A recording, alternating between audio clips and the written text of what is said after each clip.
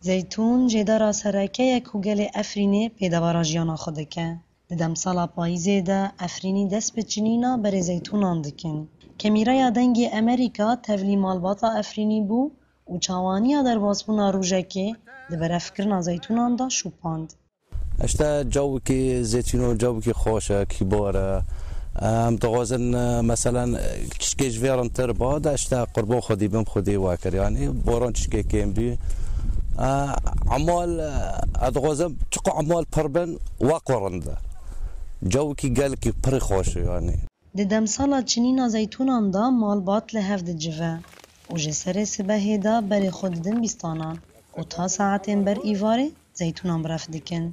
ناگنامی وقتنا في داره هم که زيتونو شکن بری گیو سفتحین بندورو تیم واددن بری موسمه تقریبا مهاکم هنیو که پشتی وادون و چانه مته موسمه او دست موسمه شکرنه دکه تیج براف کن بنا براف کرن پشتی و همه شول داره خوره خینه وک وادیه نوکنو في داره د چنینا زيتونان دا همو اندام مالباته چوک و مازن بشدار دبن.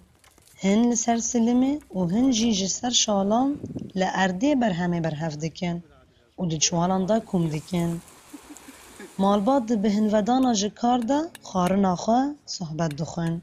از به قربان دننی متکری بی برخی قربانی مستشاندی نافروج آوای افرینی مگو از بی قربانات هره ونات افرینی لبندستی وعش لقیان یارا و خلاص کی و بستینی. زيتون کوجدرا سرکه یا جیانا گل افرینه خودی جیه کی تایبت لسر سفرا افرینیان وکه دایکا رسمیه جمارا دبیجه.